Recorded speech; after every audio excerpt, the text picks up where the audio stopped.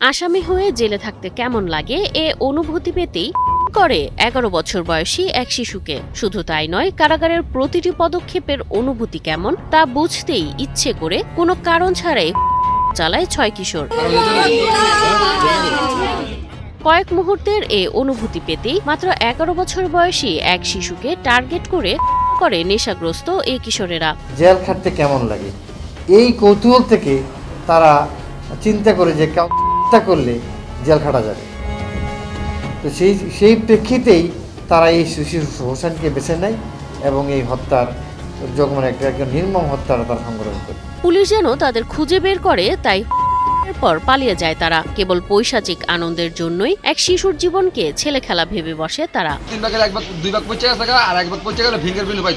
নারায়ণগঞ্জের ফতুল্লায় চাঞ্চল্যকর এ হত্যাকাণ্ডে বন্ধুদের হাতেই প্রাণ যায় ১১ বছরের শিশু হোসেনের। পুলিশ জানায়, জেল খাটতে কেমন লাগে এ অদ্ভুত কৌতূহল থেকেই সমবয়সী কয়েক কিশোর পরিকল্পনা করে এ। ইউনুস নামে এক ছেলেটা, যে বকাটি ছেলেটা, সে মোবাইলে কথা বলছিল যে সম্ভবত তার কোনো এক বন্ধুর সাথে যে ৩ দিন হলো একটা ছেলেকে মেরে ফেললাম। এই কথাটাই পাশ থেকে কয়েকজন ছেলে বস্তিতে শুনতেছিল। তখন তাকে এই জায়গা থেকে আটকে ফেলে, যে সে করেছে। তখন আটকে ফেলার পরে পুলিশকে খবর দেয়। পুলিশ যাওয়ার পরে তার লাশটা দেখাই দেয় যে কোন জায়গা থেকে হত্যা করেছে। নিহত হোসেন বাবার সঙ্গে শহরে ফুল বিক্রি করত।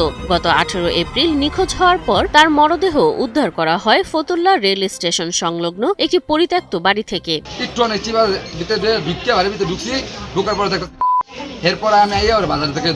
পুলিশের তদন্তে উঠে আসে কয়েক কিশোর তাকে কৌশলে ডেকে নিয়ে যায়। সেখানে আগে থেকেই জড়ো ছিল আরো কয়েকজন। পরে তারা তাকে করে পালিয়ে যায়। ঘটনার পরপরই পুলিশ অভিযান চালিয়ে একে একে জড়িত ৬ কিশোরকে গ্রেফতার করে। তাদের মধ্যে কয়েকজন আদালতে স্বীকারোক্তিমূলক জবানবন্দিও দিয়েছে। জেলে যাওয়ার যে ভিতরে রোমান্টিকতা, এইটা তাদের মধ্যে জাগ্রত হচ্ছে। এই জন্য তাদের সামনে এমন কোনো আইডিয়াল নাই যে আইডিয়ালটাকে তাকে ফলো করতে পারে। মাদকটা সারা বিশ্বময় কিন্তু একটা সমস্যা এবং দিন দিন এটা বেড়েই যাচ্ছে এবং অসাধু ব্যবসায়ী মূলত মুনাফার কারণে এই বিষয়গুলো কিন্তু হচ্ছে। নারায়ণগঞ্জ পুলিশ সুপার মোহাম্মদ মিজানুর রহমান মুন্সি বলেন, এ ঘটনায় আরো একজন পলাতক রয়েছে, তাকে ধরতে অভিযান চলছে। আমরা বরিশাল থেকে আমাদের টিম আছে, এই টিম বরিশাল থেকে 2 জনকে ধরে এবং বাকিদেরকে তাদের কথা মতে অন্যান্য জায়গা থেকে গ্রেফতার করে এবং তারা সকলেই এই ঘটনার সাথে তাদের সম্পৃক্ততা আছে বলে তারা স্বীকার করে।